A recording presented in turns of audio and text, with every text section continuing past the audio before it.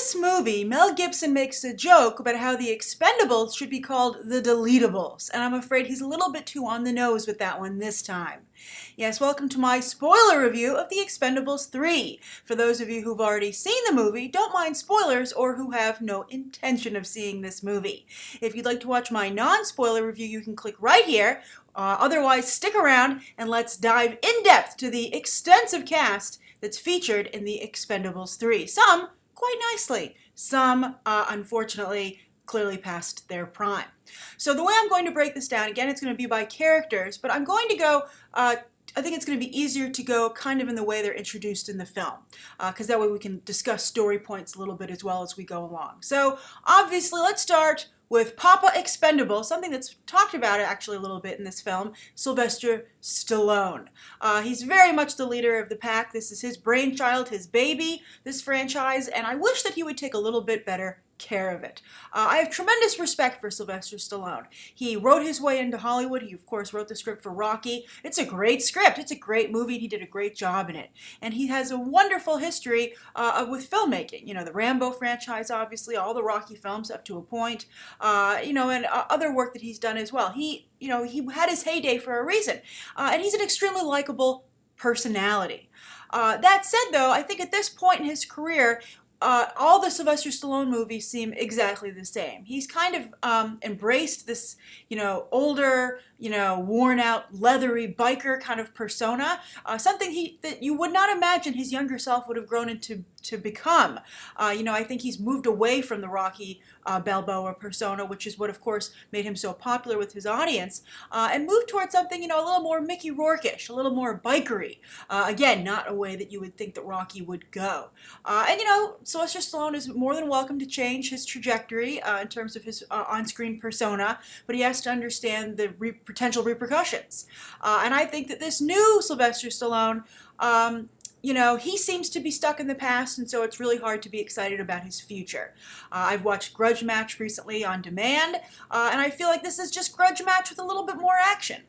Every Sylvester Stallone movie has the same earnestness, heart on the sleeve, and it's not at all, varied. Everything is, I'm past my prime, but I think I still have a little gas left in the tank, but it hurts to run. It's the exact same thing. You could just If you could just look at a poster for a Sylvester Stallone movie at this point and know exactly what he's going to do. So I applaud that he wants to give a work opportunity to all of his former, his peers from back in the day. But at this point, I think he's actually doing them all a little bit of a disservice. Now, it's hard for me to believe that the guy who did such a great job with the original Rocky is so off the mark later on in his career. So, and also he just basically spends the movie just kind of, standing around a lot. And I'd also like to point that out. Barney Ross's crew is hired quite a bit by the government, that's what they're saying, the CIA. But in all the Expendables movies, I've never really seen the Expendables be competent, really impress us with their mercenary skills. They always seem to be on the ropes. They always seem to be having a problem with their old crew, from people from the past, interpersonal problems. And I'm just amazed that the CIA continues to hire them. I think that if this franchise is going to continue, it really needs to show why the Expendables are so special in the first place. It does a nice job showing the family aspects of the movie, and I'll get to that in just a moment when we discuss the two different crews, old and new. But first, Wesley Snipes, who opens the movie quite spectacularly. As I said in my non-spoiler review, this plays a lot like a theme park stunt show, but just a very, very long one. But at least Wesley Snipes shakes things up a little bit, and I really appreciated his self-awareness. The tax evasion joke? Phenomenal. I really loved it. I thought it was great. And, they had a little bit too many, tongue-in-cheek jokes later on, but he had the benefit of being the first one. And also everybody was thinking it. They rescued him from jail. He was on a prison transport. And for him to make that joke about tax evasion, it was nice to have Wesley Snipes back. So nice, in fact, that if I were at Marvel Studios, if I were Kevin Feige, I don't know if they have, actually off the top of my head, if they have the Blade rights right now over at Marvel Studios, but I'd be tempted to give old Wesley Snipes a call, because he's still got it, he's still very personable on screen, and he did a very good job with Blade, as so many people like to remind me. Blade has a lot of fans, and Wesley Snipes has a lot to do with that, but people really do remember Blade as being one of the first comic book movies that got people interested in the genre. And Wesley Snipes deserves that recognition, and he does a very nice job here. He plays a little bit of a crazy guy, and I'd say as the movie went on, his little, trademark gibberish saying began to wear a little thin, and you were like, I thought your character was cool, now you're starting to seem a little crazy, like a little homeless crazy. But otherwise, he did a very nice job, and it was really nice to have him there. I will say, though, on a side note, I don't understand why Terry Crews had to be taken out of action. It's like the one person who shot, it's like, we can't have two black guys on the team. Now that Wesley Snipes is here, you gotta go, Terry Crews. I hope that Terry Crews just had another commitment, and that is why he had to be sidelined. Although, by the way, who can be in the hospital with their shirt off? I think they cover you up with a robe and then the wires go under the robe. I thought that was really funny. But anyway, before we get to the old crew, let's talk about Harrison Ford. He had another tongue-in-cheek joke where he said, Church, that's the Bruce Willis character, is no longer in the picture. Get it? The movie? Picture, term for movie from all the old Hollywood days. And it was like, okay, we all get it. You fired Bruce Willis. Harrison Ford, really weak here. It was kind of, at first be like, hey, that's Harrison Ford talking to Sylvester Stallone. That's awesome. And Sylvester Stallone himself had said when Harrison Ford signed on, he'd said it always been a dream of his to work with Ford because, of course, they kind of came up together, but their paths never really crossed before. So to see Harrison Ford finally kind of join this group was kind of nice. But, unfortunately, he didn't elevate the group because I think he has the most high-profile career of all of them, the most legendary, and he just kind of was brought down to their level, which again, it really reminds you of how important off-camera talent is. The actors, as wonderful as they might be, the directors and the writers obviously play a very big role in making these films work. Just take a look at the Expendables franchise, which none of these actors can make work. Ford, I think he was better in his cameo in Anchorman 2. And he was just so off the mark here that I hope that J.J. Abrams and Lawrence Kasdan, who are going to be handling him over in Star Wars, have a good grip on him. Because I would hate to see him bring down the new, Episode 7 with this level of acting. It was just really poor. And also, who combs Harrison Ford's hair? I don't know why he wants to part it in the middle all of a sudden. He never parted it in the middle the entire time he was acting. And all of a sudden, he likes to have like this Orville Redenbacher hairstyle. And it's very distracting, doesn't fit his face or his persona. And I just don't get it. Although I do think it was funny when he ripped off his name patch because he was like, I'm not even supposed to be here on this mission. And you were like, that must happen a lot if you've actually built it into your uniform. Then you can be like, just with Velcro, on mission, off mission, on mission, off mission. I was like, that's kind of funny, but a lot of these jokes, you laughed at them, not in a good way. You were like, that's so lame. I can't believe that you just did that. I can't believe Harrison Ford just did that. All right, so let's move on to the old crew. I really liked the old crew because, I've spent 2 movies with them at this point, so I, too, like Sylvester Stallone, have a history with them. And I thought Jason Statham, Dolph Lundgren, Randy Couture, and Terry Crews really have that camaraderie down. And, there was a lot of talk at the beginning of the film, throughout the film, about, family. And, Ronda Rousey gets to say a good line about, there's all different kinds of family. And then, this is their family. And you feel that. You feel that with the old crew. And I thought that was great. And it's to the credit of those actors, they're able to convey that very quickly, in shorthand, because of the experience they've had working together, just because they're good. Jason Statham is, a good actor. He's made some bad movies, sure, but he excels in this kind of material, so he was very nice. Dolph Lundgren, I interviewed Dolph Lundgren for the Expendables 2 at Comic-Con. He is surprisingly smart. He is a really sharp guy, and so ever since then, I get such a kick out of seeing him play people who are, like, barely there. Randy Couture didn't really have much to do. I don't understand why he didn't go out instead of Terry Crews. I was like, if you're going to have to lose one member of this team, it should be Randy Couture because he's not that good. He wasn't bad, but he just absolutely contributed nothing. But Terry Crews, as I said, I was like, why does Terry Crews have to go? I really enjoy his humor. He's very funny. And again, he was in the hospital without his shirt on, which I thought was hilarious. Also, I didn't understand why Sylvester Stallone, when he gave him the ring, didn't put it on his finger. They seem to imply that later on that he did. I guess, Terry Crews put it on when he left the hospital. But I'd be like, I guess you can't wear any jewelry when you're in a hospital bed. But I don't know. I mean, I felt they were upset. And also, if I were Mel Gibson, I would be like, are you really going to have me shoot, like, one of the black characters in the film, considering my background? I was just like, it's like Mel Gibson's like you can shoot whoever you want, Mel Gibson, and that's who he picks. I mean, and also let's talk about Mel Gibson now. I was going to save him for last, but he does come into the picture early on. I'm still not over what Mel Gibson said and did, and it just it's a shame because I can see, shadows of, his Lethal Weapon character and the wonderful movies I've enjoyed him in. And he's very charismatic still. I mean, the way he just walks upstairs, his character glided upstairs for some reason. It was very interesting. I was just like, why do you walk upstairs that way? It's very odd. It's almost like he was dancing up them. And also, I don't understand why his character had such an interest in art. It's that kind of movie. He gives some speech about two different paintings at two different times, and they never establish. I guess it's like their attempt at giving him character development. But you were like, I was like, are they stealing? Are they buying that painting to hide something in it, or is this the way they, trade money with their? But he was an arms dealer, so is this the way they trade money with their buyers? But it was just there to be like, oh, isn't it going to be cool when he makes this tough speech about art? But he buys it anyway. I was like, I don't understand what you guys are doing here. This is just a throwaway. And Mel Gibson, he was a convincing villain. That's the role he really can only play these days because of what he did. That's how Robert Rodriguez employs him. And here, he was an angry, he came across as an angry character, and because we all know he has a lot of anger in real life, you just can't, you weren't like, oh, how can Mel Gibson play a villain, or that's Mel Gibson, really? You were like, get him, Sylvester Stallone, go after this guy and take him down. But he was competent, he's a good actor. He just, I think, just completely shot his persona to hell. All right, so let's move over to, they're going to get the new crew. So then in comes Kelsey Grammer. Kelsey Grammer, he was he just was basically Sylvester Stallone's guide to go and recruit these new people, this new talent. So he kind of was a talent scout. And I thought their scenes worked pretty nicely. Kelsey Grammer, say what you will about him. Also, he hasn't weathered particularly well either in terms of, the quality of his work and his persona. Very public, nasty divorce.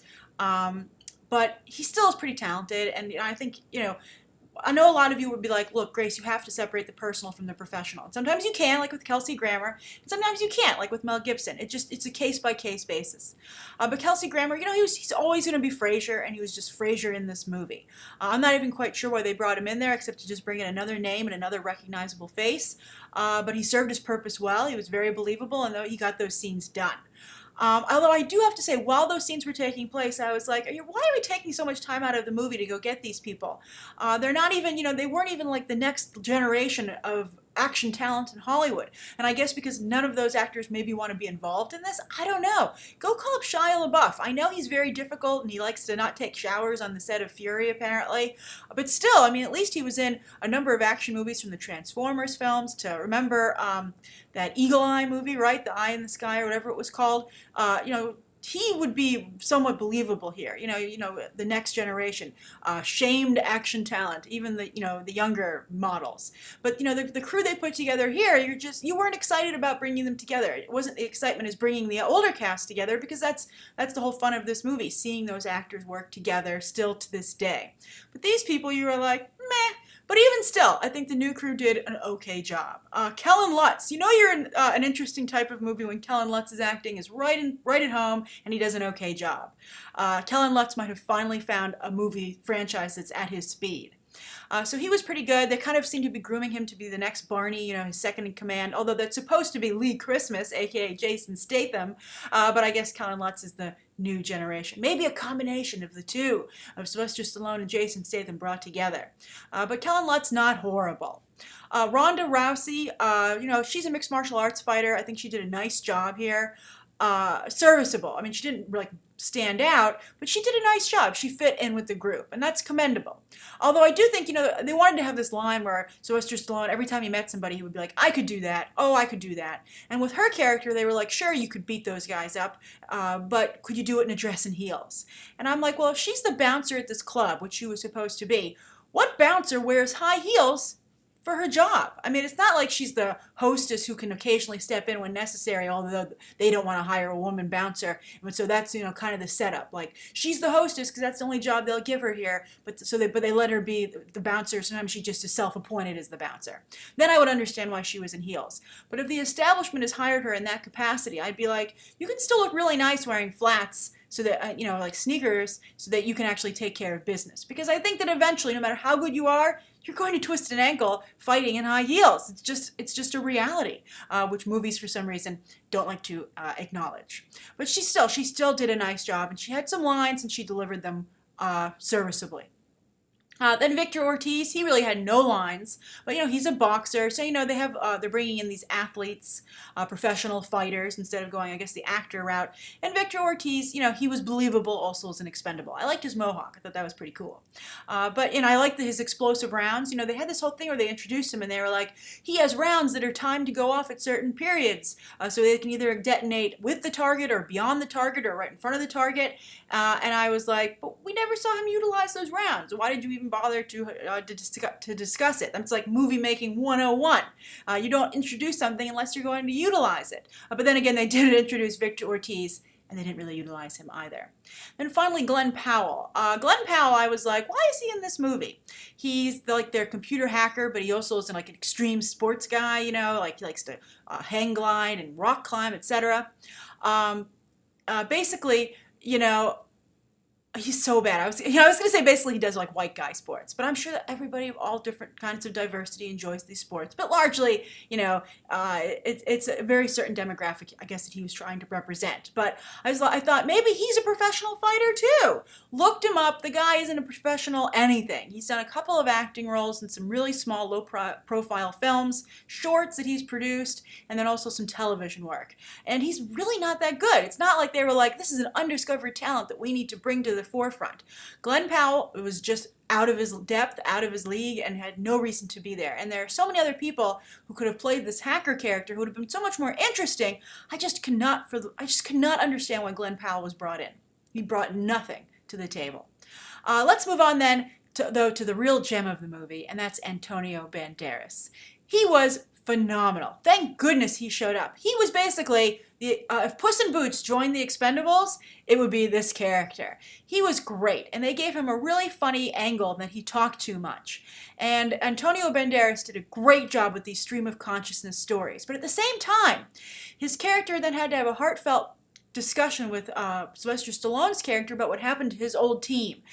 And Banderas switched gears brilliantly. He was this chatterbox, really like, kind of corny guy for a good part of the film. But then when he needed to turn on a dime and, have this, pull back the curtain and be this really earnest, give this really earnest speech about his lost fallen comrades, you totally believed it. And that gave the character depth.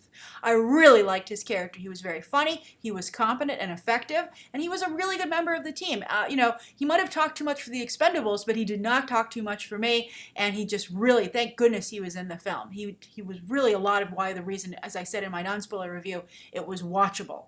He was great. I loved all of his jokes. I loved that he said, the fountain of youth, and he's like, the guy who discovered it was, a Spaniard like myself, and it was just so great. Every line, and just the inflection of his voice was just a joy to listen to. And he should, Antonio Banderas, where's your action movie? After his performance here, I would think this might lead to some more work for him. He was very, very good.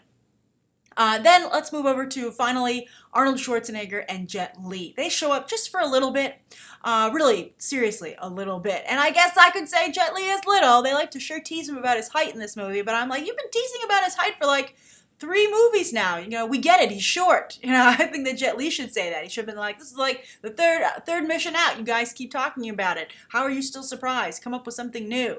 And also, Jet Li, I think, I've seen some Jet Li movies. I think his English might be getting worse. If you don't utilize something a lot, you like, for instance, a number of foreign actors, if they don't consistently work in English, they lose it a little bit. And it was just disappointing that Jet Li, who I really enjoyed his work, just, was really difficult, to understand, because I wanted him to be a part of the movie. I liked having him there. And then Arnold Schwarzenegger, you know what? I mean, like, Arnold Schwarzenegger at this point, he is who he is. He's a shadow of his former self. And while I also have been very unhappy with what he did in his personal life, actually Sabotage, that movie that recently came out from David Ayer, was so horrible. That's actually almost erased what he did in his personal life from my mind. And I just think of that horrible movie. And it's just like, I'd say Arnold Schwarzenegger and Mel Gibson are on the same level, where I'm just like, you know what? You guys are done. You're done. Just bow out. Let your old movies, live on. You just need to go away. Just retire gracefully. Everybody else here has maybe a little bit left. They can maybe work a little bit more, but I just feel that those two guys, they're not anything like they used to be in any regard. So that's my spoiler review of The Expendables 3. I'd be curious to know what you guys thought of the film if you've seen it. Who was your favorite Expendable? Who was your least favorite Expendable? And what did you think of the new team versus the old team? Do you think Sylvester Stallone did a good job putting together his new crew? And if this is supposed to be who takes over the franchise going forward, do you think there's any hope for it? Mila Jovovich was supposed to be in this movie, but she dropped out. Negotiations never really kind of, succeeded. But I think it would have been nice to have her here. And that's the saving grace of this franchise, when they add new blood. And they did give everybody a nice chance to shine, particularly the new blood. And there's rumors that Nicolas Cage will join the next outing, and a couple of other action stars who said, oh, okay, I'll be in the next one. So let's see. And never say never. I had a very boring time. It wasn't bad, it was just super boring time watching this movie. But would I say I wouldn't check out an Expendables 4? I don't know. I'd have to see how it came together. All right, so thank you so much for tuning in, and you can check out some more episodes right now.